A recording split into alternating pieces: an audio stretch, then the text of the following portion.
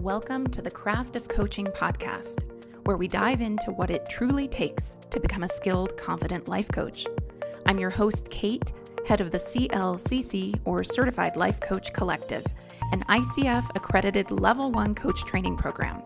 We combine courage, coaching, and community to offer you more than just a training program, but a life-changing experience where you use your own personal transformation as the learning ground for supporting your clients. On this podcast, we explore how you can use coaching skills to support your clients or expand your own growth, all grounded in evidence-based coaching practices. Learn more about our program and get free resources for becoming a life coach at teamclcc.com. And now, here's today's episode. Well, hello there. Today we're going to talk about a topic that sometimes can be so frustrating for coaches.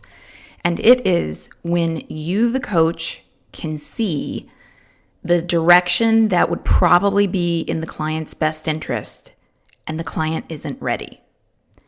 Now, even me making that statement is something of a controversial statement to make in the coaching industry because the coaching industry, rightly so, emphasizes being client-led, which means that you as a coach are not supposed to direct a client in any particular direction. What I'm speaking to today is not about taking away the client-led piece. The client-led piece needs to stay. I'm talking about the times when you've been working with a client for a little while and you have worked with them. They have literally done every single thing humanly possible to make a toxic workplace work. And they're out of options. Like there is no other option that's going to make things better in this toxic workplace. The only option remaining is for them to leave it, and they aren't ready. The same thing can be said of relationships. The same thing can be said of taking that first action step. I'm talking about those times when a client has explored the depths, they understand a lot, they see the terrain, they've tried 5 different interventions, and the thing that they are either hesitating to do or the circumstance or situation that they are in is just not going to get better, and the client is just not ready to take any kind of substantial action. This is about those times when you as the coach, you're there, you're rooting them from the sidelines. You're just going, take the leap. Oh, I want them to have the insight. Oh, I want so badly for them to let go of the self-sabotage, but they're not ready yet. They stall, they intellectualize, they say they'll do the thing and then they don't.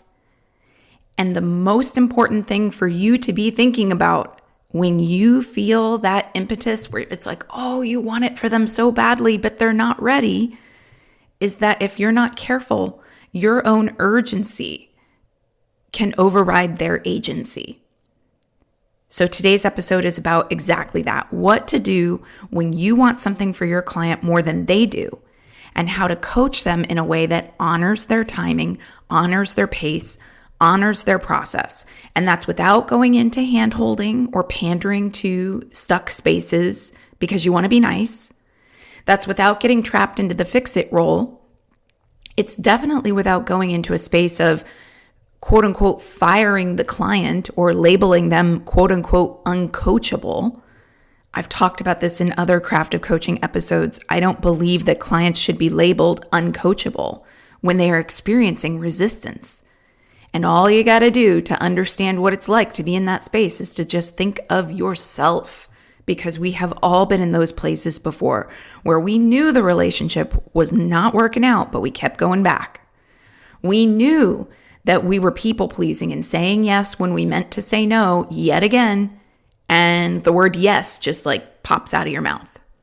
It's very human, and would you want someone to give up on you in that moment? Would you want someone to label you uncoachable in that moment?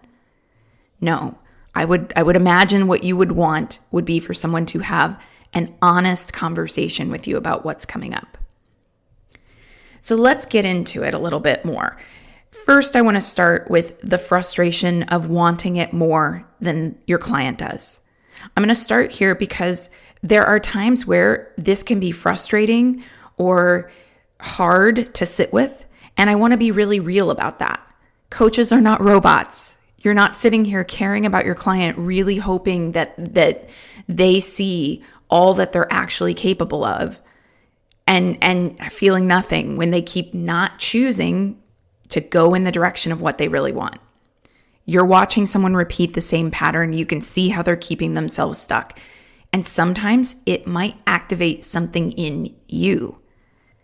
And what it activates in you is probably going to be either something in your own life that you are hesitating to take action around is getting projected onto the client, or you have a pattern of trying to save, trying to fix, trying to rescue, and you really want to go into that mode.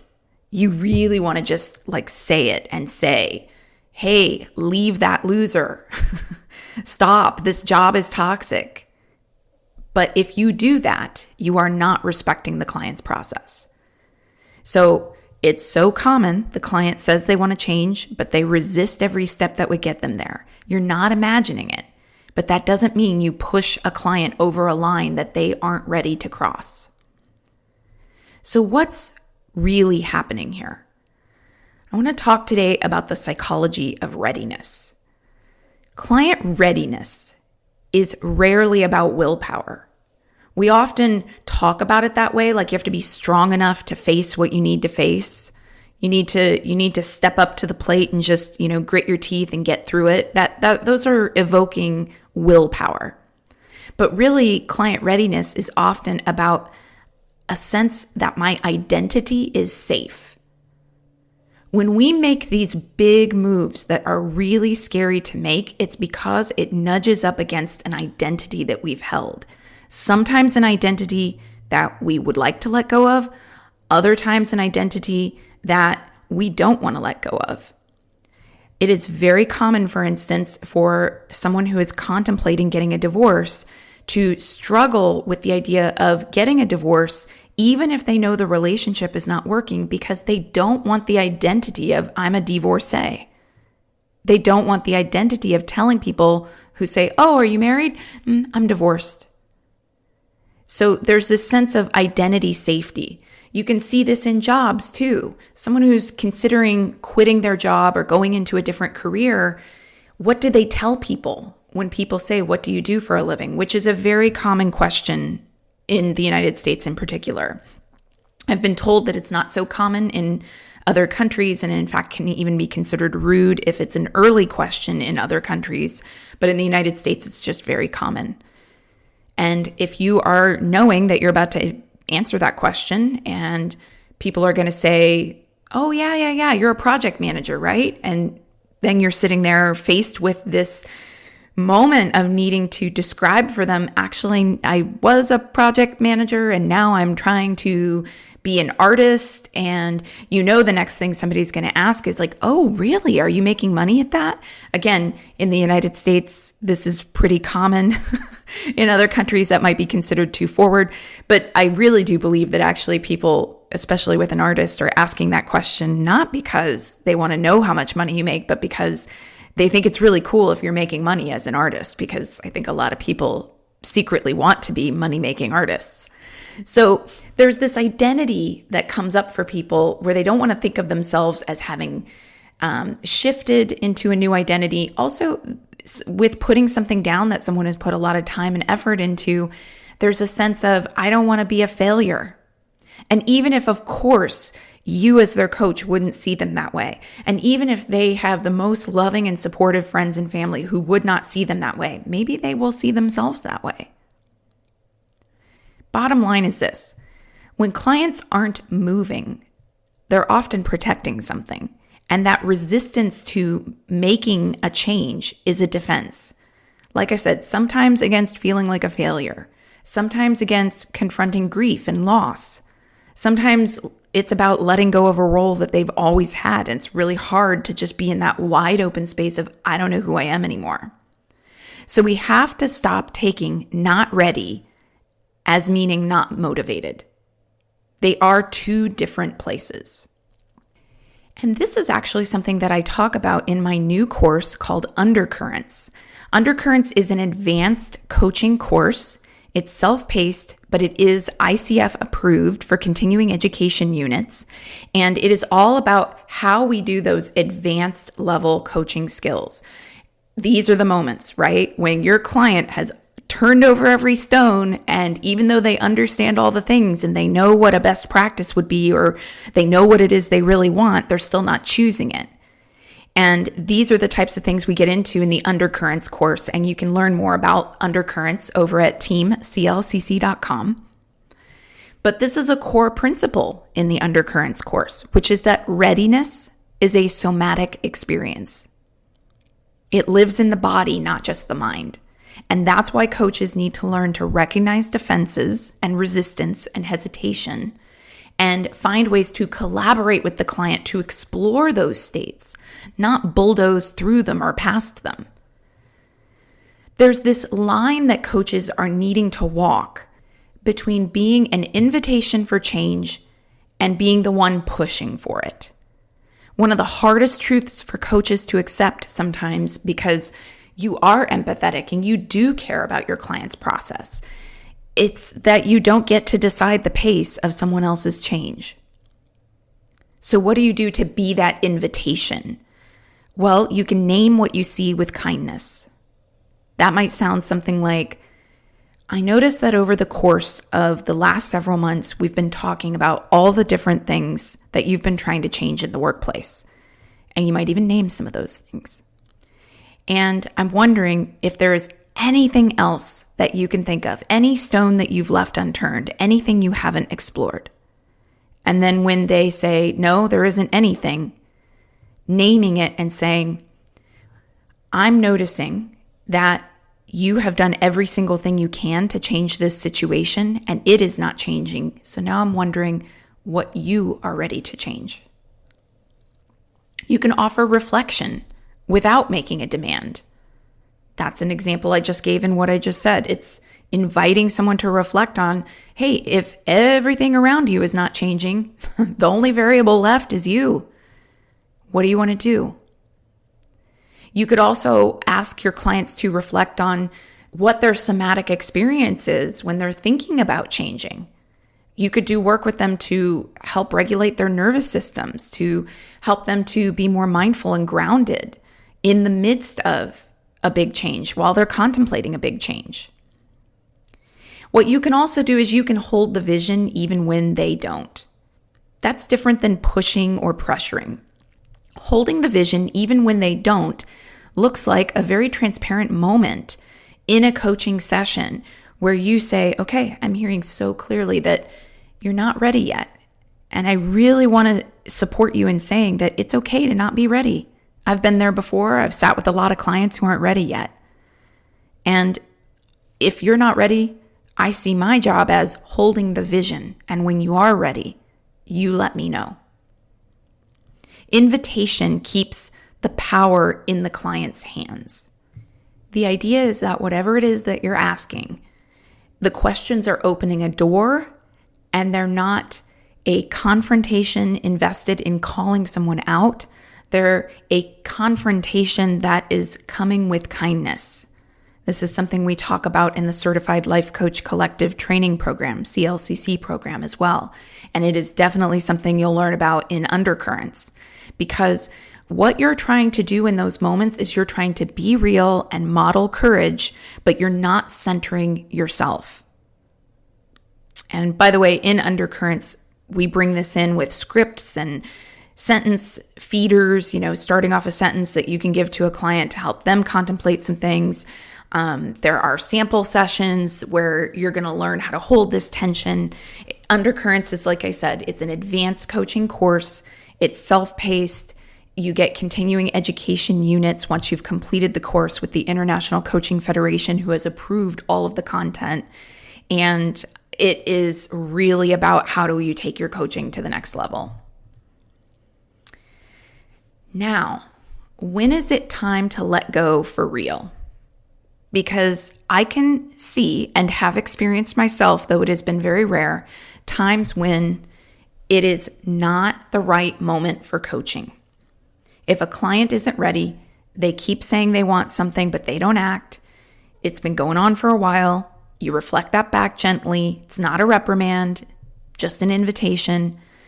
99% of the time, when I have ever experienced a client situation where it had just been going on for quite some time, that forward progress, forward momentum was really not happening.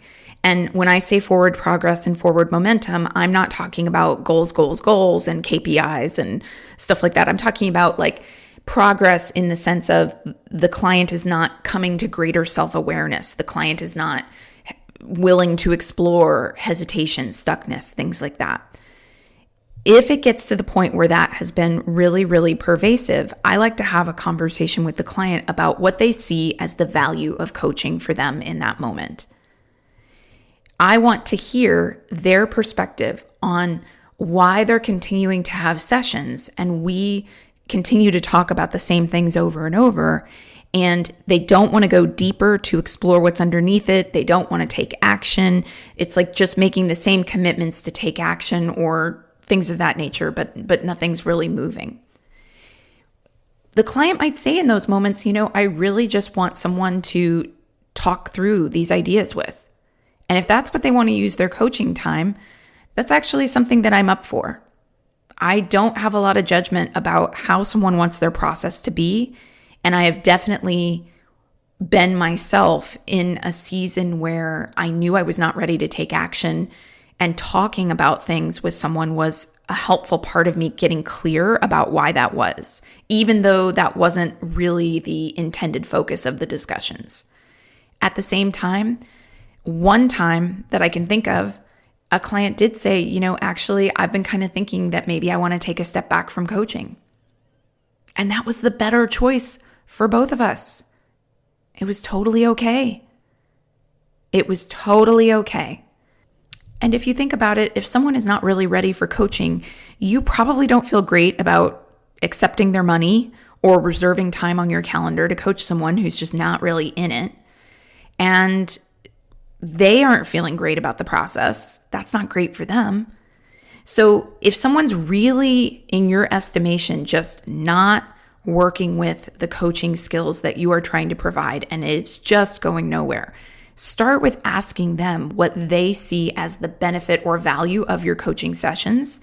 See what they name, and then transparently offer to them, well, here's the thing. I'm noticing this, this, and this. Is this the right moment to continue coaching? See what they say, and then make a plan based on what they've shared with you for how the coaching relationship is going to continue in the future. Maybe they're going to say, I'd like to take a break. That is okay. Maybe they're going to say, actually, now that I'm really thinking about it, thank you so much for surfacing this conversation, because I'm realizing that, in fact, I have not been following through and I'm feeling kind of fed up with that. It's really time for me to start following through. I want something different for myself. Now, if I can bring this full circle, I want to come back to what I said at the top of this session, which is that we want to stay client-led. Sometimes the direction clients are leading us in is coaching is not the right thing for me right now. I don't believe that is the bulk of the situation most of the time. Most of the time, having a transparent conversation with your client about what you notice and collaborating with your client on how to turn it around and start going a little deeper with the work or following through on commitments or whatever the issue is that's coming up. Sometimes, most of the time, that conversation actually galvanizes people to say, here's what I need to be doing differently in my life. But either way, it's a client-led conversation, and that is the important thing. Your job is not to force people to change. It's to stay with them while they find their way, to create a container for them to find their way, or release the process if it's time. It's a simple takeaway, but it can feel hard to live because you can't rush a client's readiness. You can only create the conditions for the readiness to arise. And if you keep coming back to what is in the best interests of my client and orienting your conversations from that perspective, not from what you want them to do or think they should do, what they know they want to do, but for some reason they're not doing. It's time for you to decide how you want to show up for them as a coach. And as a final note, I will say that I really recommend that you learn about, get some referrals essentially for coaches willing to do that kind of work if you're not. Because I have absolutely met coaches before who are going, when clients say that they're going to take action and then they just won't do it, drives me crazy. I don't want to work with that kind of client. And then I feel frustrated. Again, I'm going to put it back on you to look at why that is, because allowing people to have a process is important. But if you've examined that for yourself and you're just like, hey, it's my temperament or it's just who I am, it's just not what I want, find those coaches who are willing to sit with a client when they just are not wanting to make any push forward, so that you have a bench of referrals that you can give to those clients if you're not the coach for them. If you'd like to develop more of these skills, especially around pacing, resistance, power dynamics, this is something we talk about. Undercurrents is where we go deep. It's where you're going to practice this with sessions. You're going to leave the course not just understanding concepts intellectually, but really knowing how to embody it in sessions. So if you've ever struggled with wanting to change more than your client does, you're not alone, and you as the coach don't have to get stuck there either. All right, that's it for today's episode. Thank you so much for listening. Before you go, would you help us out and take a moment to give us a rating in iTunes, Spotify, or wherever you're listening? It really helps us get the word out to other listeners. And before you go today, would you like free resources to support your coaching journey? Whether you're considering becoming a coach or you want advanced coach skills training, access our coaching resource library at teamclcc.com. Again, that's teamclcc.com. Can't wait to connect with you. And again, thanks for listening.